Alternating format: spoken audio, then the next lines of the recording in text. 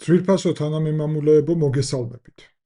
დღეს თქვენთან ერთად უნდა ვისაუბროთ ისევ სირიაზე, სადაც განახლდა საომარი მდგომარეობა და ბრძოლები. მე წინა ანალიზის დროს გითხარით და ეს მათ შორის სათაურშიც იყო, რომ რეალურად ომი არ დასრულებულა, თუმცა ალეპოში ბრძოლები იმ მომენტისთვის შეწყდა. და ნამდვილად შეერთებული შტატების და ევროკავშირის შუამავლობით იცით, რომ იყო დადებული გარკვეულწილად ზავი ან ცეცხლის შეწყვეტა, თუმცა სირიის ცენტრალურმა ხელისუფლებამ და თურქეთმა და ეს აშკარა არის, თურქეთი ღიად უკვე მონაწილეობს ამას ცოტა ხანში რუკაზე გაჩვენებთ, დაარღვიეს ცეცხლის შეწყვეტა და სულ მცირე ორი მიმართულებით ახლა მიმდინარეობს ძალიან სერიოზული შეტაკებები და ბრძოლები. თურქეთი აქტიურად ბომბავს ჩრდილოეთი მიმართულებით სირიის დემოკრატიულ ძალებს, ანუ SDF-ს, შესაბამისად ქურთების ძალებს, ხოლო ცენტრალური ხელისუფლების ძალები სირიის სერიოზული მობილიზაცია აქვთ და კონცენტრაცია ახლა ალეპოდან აღმოსავლეთის მიმართულებით მდინარე ეფრატის მარჯვენა სანაპიროზე მდებარე ქურთული, ასე ვთქვათ, კონტროლის ქვეშ მყოფი ტერიტორიების მიმართულებით. ეს საკითხები ძალიან მნიშვნელოვანია, რადგან ერთდროულად დაკავშირებული არის როგორც თურქეთის გავლენასთან სამხრეთ საზღვარზე, ქურთების მიმართულებით პოლიტიკასთან. გახსოვთ, რომ რამდენიმე დღის წინ ძალიან დიდი მასშტაბური აქცია იყო ქურთული ძალების, ანუ ადგილობრივი მოქალაქეების მათ შორის დიარბაკირში, ანუ თურქეთში, მხარს უჭერდნენ როჯავას ეგრეთ წოდებული მაგ რეგიონს ქურთები ასე უწოდებენ, ტერიტორიაზე მცხოვრები ქურთების უფლებებს და მათ წინააღმდეგ ამ ნაბიჯებს. ამავდროულად ირანში, სადაც პროტესტი და რევოლუცია გარკვეულწილად ან აჯანყება უпростоრად გრძელდება და ამაზე ჩვენ ცალკე ვისაუბრებთ, ასევე ქურთები ძალიან აქტიურობენ, გარკვეულწილად ეს არის ქურთული რეგიონალური ფაქტორის ახლა გააქტიურება. პარალელურად ამისა მნიშვნელოვანია აღინიშნოს, რომ ისრაელი და შეერთებული შტატები რჩებიან ქურთული დემოკრატიული ძალების მთავარ მხარდამჭერად და შესაბამისად ეს ფაქტორიც უმატებს ამ ყველაფერს მნიშვნელობას, რადგანაც ეს მრავალ ხრივი, ასე ვთქვათ, პროცესები არის, რაც ახლა ვითარდება, ბევრი წახნაგი გააჩნია აი ამ განვითარებას. და რა თქმა უნდა, აუცილებელია ასევე აღინიშნოს, რომ თავად SDF-ისთვის გამოსავალი საკმაოდ რთული რჩება. რა გააკეთონ? დათმონ პოზიციები და ჩააბარონ იარაღი, ამით პრაქტიკულად გახდნენ რეჟიმისთვის სრულად კონტროლის ქვეშ და სადამდე მიიყვანს ეს თურქეთთან ასოცირებული რეჟიმის პირობებში რთული არ არის, რომ ჩვენ პროგნოზი გავაკეთოთ, ამავდროულად, რა თქმა უნდა, თუ გააგრძელებენ ბრძოლას, რამდენად რეალისტურია ეს ბრძოლა და რა შედეგები შეიძლება ქონდეს ამ ბრძოლას. ეს კითხვები აქტუალურია როგორც არასდროს, რადგანაც ეხლა უკვე სირიის ცენტრალური ხელისუფლება როგორც ჩანს აპირებს ბოლომდე საკითხის მოგვარებას, ანუ ბოლომდე აპირებს ქურთებთან საომარ მდგომარეობაში ჩართვას. თქვენ გახსოვთ, რომ წინა ანალიზების დროს მე არაერთხელ გავაკეთე პროგნოზი, ჯერ რომ ალეპოში ვერ დარჩებიან და ეს პროგნოზები გათვლილი არის კონკრეტული მონაცემების მტკიცებულებების საფუძველზე, ეს არ არის, რა თქმა უნდა, ჩემი პირადი მოსაზრება. მეორე, ასევე ვთქვი, სამხედრო ანალიზის შედეგად ადგილზე რელიეფური და სხვა გეოგრაფიული ანალიზის დამატებით მათ შორის შემდეგი დარტყმა რა მიმართულებით შეიძლება იყოს და ზუსტად იქეთ არის ახლა მიმართული სირიის ძალისხმევა. სწორედ ამიტომ ჩვენ თქვენთან ერთად ახლა რუკაზე დეტალურად განვიხილავთ იქ არსებულ ვითარებას და გავაკეთებთ ასევე პროგნოზს, თუ როგორ შეიძლება შეიცვალოს ვითარება. მანამდე მინდა გთხოვოთ, რომ აუცილებლად დაალაიქოთ ეს ანალიზი, ეს არის ძალიან მნიშვნელოვანი ჩვენი გვერდის განვითარებისთვის. დაწერეთ თქვენი მოსაზრებები კომენტარებში, ცხადია არავის შეურაცხყოფის გარეშე. ამავდროულად გთხოვთ, რომ გამოიწეროთ არხი და შეგიძლიათ მხარი დაუჭიროთ არხს აღწერაში მოცემული საშუალებების მეშვეობით. დიდი მადლობა და გადავიდეთ უკვე რუკაზე. ესე იგი, აქ რუკაზე ვხედავთ ჩვენ სირიის ტერიტორიას. მაინც სანამ დავიწყებთ ანალიზს, კიდევ ერთხელ განსაკუთრებით ახალი მაყურებლისთვის მინდა განვმარტო აქ რუკაზე რა არის ნაჩვენები. მთლიანი ტერიტორია არის სირიის ტერიტორია, მწვანედ არის აღნიშნული სირიის ცენტრალური ხელისუფლების ქვეშ კონტროლის ქვეშ მყოფი ტერიტორია, დედაქალაქი დამასკოში. გარდა ამისა, რუკაზე ასევე ყვითლად არის ნაჩვენები ის ტერიტორიები, რაზეც ახლა საუბრობდით, ეს არის სირიის დემოკრატიული ძალების, ანუ ქურთული ძალების კონტროლის ქვეშ მყოფი ტერიტორიები და დეტალურად ვისაუბრებთ ამაზე. ასევე არის ერთი კონკრეტული ნაწილი, აი ეს ტერიტორია, რომელიც იმყოფება თურქეთის შეიარაღებული ძალების კონტროლის ქვეშ პირდაპირ და ეს არის ეგრეთ წოდებული ბუფერული ზონა, რაც თურქეთმა თავის დროზე შექმნა. გარდა ამისა, პრინციპში შეგვიძლია ვთქვათ, რომ იგივე ბუფერული ზონა არის შექმნილი ამ ტერიტორიაზე, ჩრდილოეთში, უბრალოდ ეხლა ცენტრალურ ხელისუფლებასთან გადაჯაჭვება არის გარკვეულწილად, ანუ თურქეთი და აქ რადგან ერთად არიან ცენტრალური ხელისუფლება აჰმედ ალ-შარასი ითვლება, რომ არის პრო-თურქული კი არა და თურქეთის პროქსი ან თურქეთის გავლენის ქვეშ მყოფი პირდაპირ და შესაბამისად, ამიტომ აქ ასევე ჩრდილოეთ ნაწილში არის თურქულ-სირიული ერთობლივი კონტროლი. სინამდვილეში აქ რუსული ბაზა ლატაკიასთან ახლოს ჯერ კიდევ არის, თუმცა რუსები პრაქტიკულად არ აქტიურობენ რეგიონში და არაფერი განსაკუთრებული აქ მისია ამ მომენტისთვის არ აქვს, უბრალოდ მთლიანად გაყვანილი არ არის მათი ბაზა რეალურად აქედან.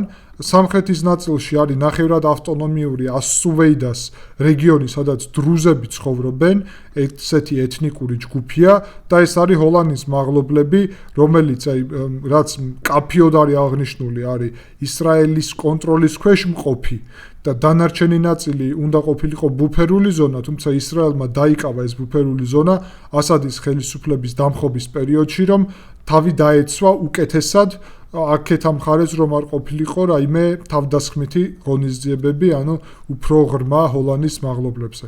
ეს არის მდგომარეობა სირიის რუკაზე და გახსოვთ, რომ რამდენიმე დღის წინ ანალიზისას ჩვენ საუბრობდით ალეპოზე, სადაც შეიხ მაქსუდის ჩრდილოეთ აი ამ უბანში საკმაოდ მნიშვნელოვანი ქურთული მოსახლეობა იყო. ამ მომენტისთვის ალეპო, როგორც ხედავ, მთლიანად მწვანედ არის აღნიშნული, რადგანაც კონტროლი მთლიანად ალეპოში აღდგენილია სირიის ცენტრალური ხელისუფლების, ან დამყარებულია, გააჩნია როგორ შეხედავ და სირიის ქურთული ძალები ერთი მხრივ 190,000 ადამიანი გავიდა ამ ზონიდან ბრძოლების დროს. ეხლა საუბარია, რომ გარკვეული რაოდენობა ბრუნდება, აგერ 1 საათის წინ იყო ინფორმაცია, რომ 30 ავტობუსი დაბრუნდაო შეიხ მაქსუდში. თუმცა აქ სერიოზული ბრძოლების შემდეგ დააკავეს ნაწილი ამ SDF-ის, ანუ ქურთული ძალების მებრძოლების, ნაწილი გავიდა და როგორც ვიცით, წავიდა აღმოსავლეთისკენ და გაუშვეს, ხოლო მნიშვნელოვანი ასე იგი მოსახლეობა იქიდან ასევე როგორც ვთქვით, გავიდა.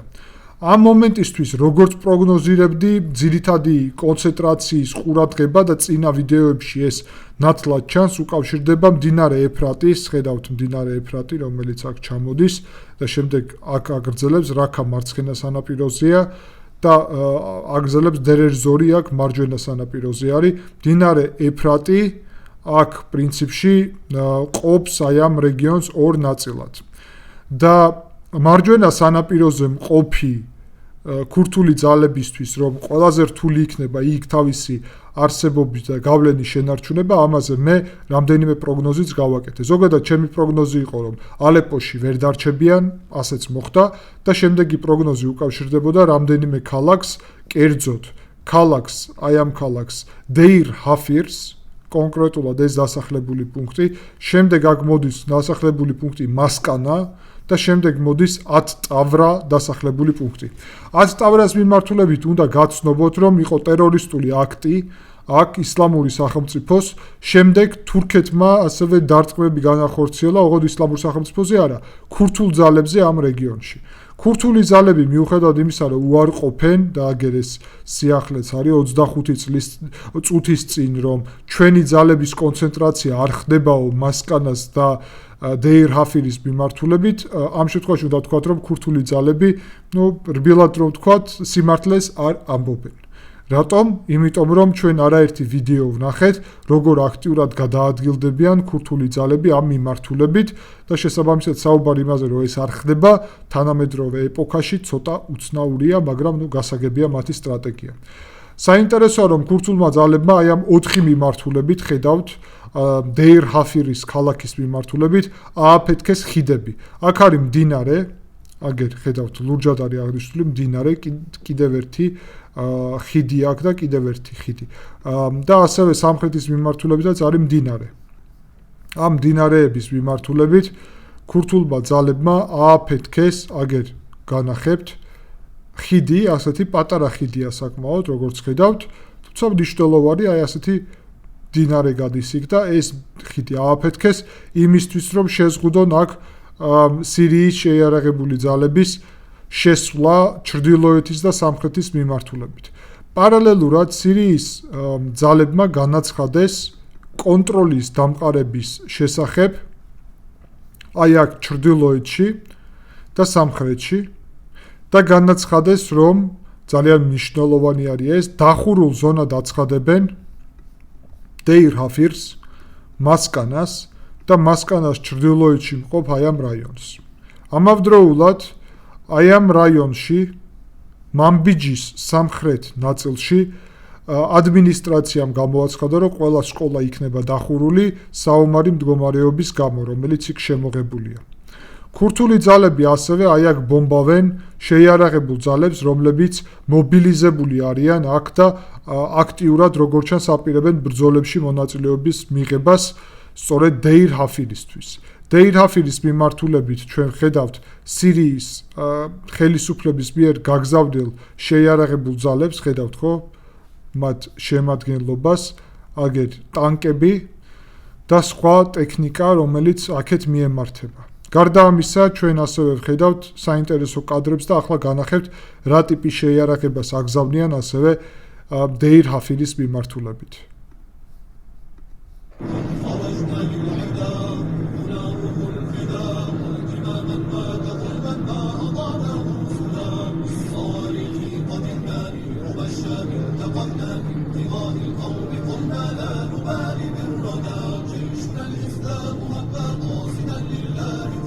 ხო, სიმღერიდან გეტყვით, რომ ესე იგი ნიშნულობა არაბულიც მესმის ნაწილობრივ და ჯაიშულ ისლამ ნიშნავს ისლამის არმია.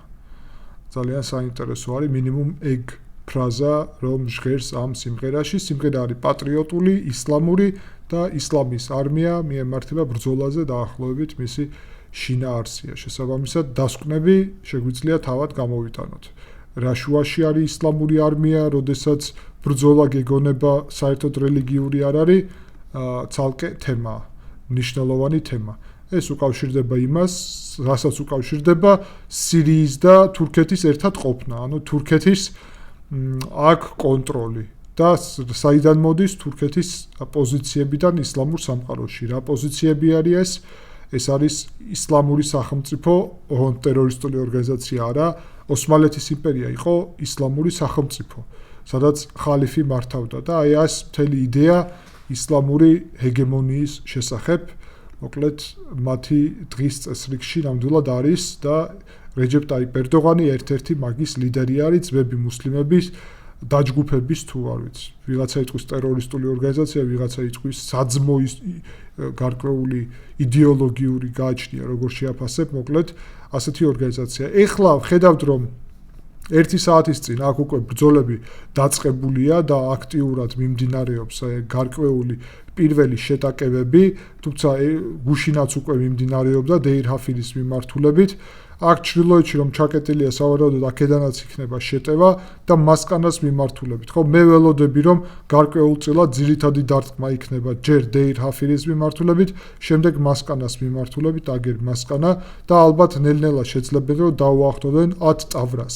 სავარაუდოდ მე ვფიქრობ, რომ სულ გეოგრაფიული აქ განლაგებით მოუწევთ ქურთულ ძალებს 10 ტავრას დატოვებაც და სუვეი და კაბირას მიმართულებით გამაგრება მდინარის მეორე ნაპირზე. თუ აქ გამაგრდებიან, მაშინ როგორც ადრეც გითხარით, ეს აქ არის ერთი ხიდი აქ არის მეორე ხიდი და აქ არის მესამე ხიდი.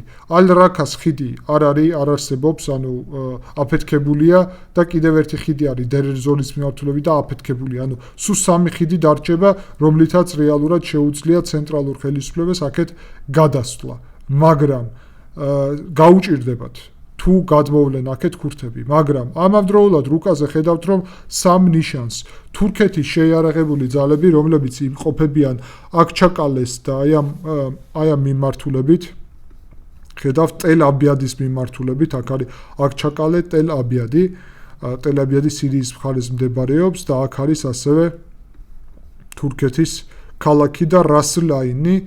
ამ მიმართულებით ხედავთ ძირითადად აინ ისას მიმართულებით აქ და ტელ-აბიადის მიმართულებით თურქეთის შეიარაღებულმა ძალებმა გახსნეს ცეცხლი. ამის შედეგად რეალურად ვინც სამხედრო არის, სამხედრო ექსპერტი, ეხლა მიხვდება, რასაც გულისხმობ, ცხადია, რომ ხდება ძალების გადანაწილება, იმიტომ რომ თუ ეს არ იქნებოდა, ქურთებს ექნებოდათ საშუალება, რომ მეტი ძალების გადასროლა ყოფილიყო აქეთ და დაეცვათ დეირ-ჰაფირი. მაგრამ რადგანაც აქეთ ხდება ეს თავდასხმითი ღონისძიებები, ძალების გადანაწილება ალ-რაქადან, განსაკუთრებით რომელიც ცენტრია და ალ-ჰასაკადან, ამ ორი ცენტრიდან ვერ ხერხდება ამ მიმართულებით დეირ-ჰაფირის. ამიტომ რეალურად ამით თურქები ახორციელებენ ძალების დაგსაქვსვას, ქურთების ძალების გასაგებია და ამის მეშვეობით ასუსტებენ მათ ყოფნას დეირ-ჰაფირ მასკანა ათ-ტავრას მიმართულებით, სადაც მე ველოდები, რომ რამდენიმე დღის განმავლობაში რეალურად ქურთები სავარაუდოდ უკან დაიხევენ და სირიის ცენტრალური ხელისუფლება თურქეთის ჯართან ერთად, რომელიც იქვე ყოველთვის ერთად მუშაობენ და მოქმედებენ, შეძლებენ აქ წინსვლას და დაახლოებას სწორედ ალ-ტავრას მიმართულებით და აქ გამაგრებას, ანუ მთლიანად კონტროლის ქვეშ აიღებენ მარჯვენა ნაპირს, ეფრატის სანაპიროს. მთავარი კითხვა, აი მთელ ამ ამბავში ეხლა რჩება ერთი. თუ ეს მოხდება, რაც ეხლა მე ვსაუბრობ, ცხადია, რომ მე უკვე ცენტრალურ ხელისუფლებას გაუჭირდება გადასვლა ამ ხიდებზე. 3 ხიდია, ხიდზე გადასვლა თვითმკვლელობის ტოლფასი რამ იქნება რეალურად და ქურთები შეძლებენ, ჩემი აზრით, ეფექტურად კონტროლს ამ სადი ხიდის. მაგრამ ეს ხიდები არ არსებობს თურქეთის შემთხვევაში, რომელიც არამხოლოდ აი ამ ტერიტორიას აკონტროლებს, არამედ აქაც თურქეთი არის, თან თავად თურქეთი და აქაც თავად თურქეთი არის. ანუ თურქეთს შეუძლია თავდასხმითი ღონისძიებების დაწყება, აი დაახლოებით რუკაზე რომ აღნიშნოთ, დაახლოებით ამ მიმართულებითაც, დაახლოებით ქამიშლის მიმართულებითაც და შემდგომ ჰასაკას, თავად ამ ტერიტორიიდანაც დაახლოებით რაქას მიმართულებიდან და აქედანაც ჰასაკას მიმართულებიდან. ანუ თურქეთს შეუძლია ამ ტერიტორიის საკითხის მოგვარება. მაშინ როდესაც თავად სირიის ცენტრალურ ხელისუფლებას საკმაოდ გაუჭირდება იქ მოქმედება, თუ არ ჩავთვლით ამ მარჯვენა სანაპიროს, სადაც არ უჭირს. სწორედ ამიტომ ჩემი პროგნოზი უკავშირდება იმას, რომ უნდა დავაკვირდეთ თურქეთი რამდენად ჩაერთება. ჩაერევა თუ არა, ალბათობა ის რომ ჩაერევა გაცილებით დიდია. რატომ? პირველი რომ უკვე იმყოფება აქ, მეორე ამ მიმართულებით ცეცხლი გახსნა აგერ ეხლახანს რეალურად გუშინ და მესამე ყველაზე მნიშვნელოვანი გუშინ წინ აქ ცეცხლი გახსნა ავიაციის მეშვეობით. ანუ თურქეთი სახმელეთო ჯარებითაც აქ არის, ავიაციის მეშვეობითაც აქ არის. სწორედ ამიტომ ეს მნიშვნელოვანი მდგენელი არის იმისა, თუ რა ტიპის მოვლენები შეიძლება განვითარდეს უახლოეს პერიოდში. რა თქმა უნდა, ეს ასევე უკავშირდება იმას, რომ ეს ცეცხლის შეწყვეტა, რომელიც ალეპოში მოხდა, ევროკავშირის და შეერთებული შტატების, მათ შორის პრეზიდენტ ტრამპის სპეციალური წარმომადგენლის ჩარევით მოხდა. ეხლა რომ თურქეთმა და სირიამ პრაქტიკულად ცალმხრივად ისევ დაარღვიეს ეს ცეცხლის შეწყვეტა, რა თქმა უნდა, გამოიწვევს შეშფოთებას, დიპლომატიურ ენაზე რომ ვთქვათ, ვაშინგტონში. რა ქმედებები ექნება ვაშინგტონს, ამაზე არის დამოკიდებული მთელი პროცესი. ისევ ცეცხლის შეწყვეტას დაუჭერს მხარს, თუ შეძლებს გარკვეული სხვა ტიპის ძალისხმების ჩართვას, გარკვეული ბაზების ჩართვას, ან ძალის დემონსტრაციას ვაშინგტონი, ეს რა თქმა უნდა მნიშვნელოვანი კითხვა არის. გარდა ამისა, ისრაელი დაეხმარება თუ არა ქურთებს, ეს საკითხიც დღის წესრიგშია, იმიტომ რომ ისრაელის იმედი ნამდვილად აქვთ ქურთებს. ისრაელის მოკავშირეები არიან გარკვეულ წილად შეიძლება ითქვას ვაშინგტონის და იერუსალიმის, ანუ ამერიკის და ისრაელის მოკავშირეები არიან. ქურთები ამავდროულად, როგორც გითხარით, დიარბაკირში პროტესტს აწარმოებდნენ, მაგრამ ასევე შეწუხებული არიან ჩრდილოეთ ერაყში, სადაც ავტონომია გააჩნიათ და აღმოსავლეთ ნაწილში აქ, ანუ თავად ირანის ჩრდილო-დასავლეთ ნაწილში, სადაც ქალაქები დაიკავეს. ანუ ქურთებისთვის ახლა მიმდინარეობს ბრძოლა რამდენიმე ფრონტზე, ერთი ირანის ფრონტზე, მეორე პრინციპში სირიის ფრონტზე. პოლიტიკურად თურქეთის ფრონტზეც.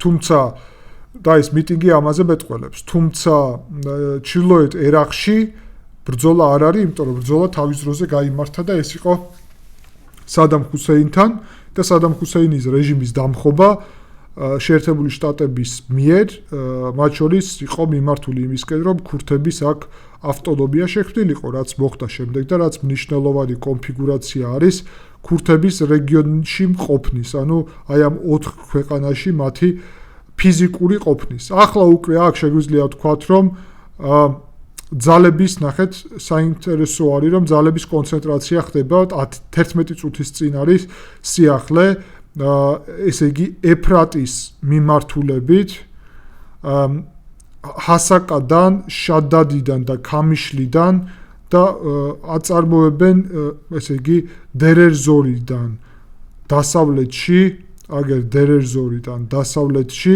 სანაპიროზე, ნაპირზე მდინარის გამაგრებას. ანუ როგორც გითხარით, მთელი პრობლემა მაგაშია. აქ თუ გაამაგრებ, თურქები იქედან შეიძლება დაიწყონ უფრო მეტი სროლა თურქებმა. თუ არ გაამაგრებ აქ, მაშინ კიდევ უფრო გაგიჭირდება. ამიტომ სავარაუდოდ, როგორც ჩანს, ორ ფრონტზე მოუწევთ მათ ბრძოლა და ამას ჩვენ აუცილებლად დავაკვირდებით და გაგაცნობთ შემდგომ გავითარებას. დიდი მადლობა ყურადღებისთვის და შეხვდებით შემდეგი ანალიზის დროს.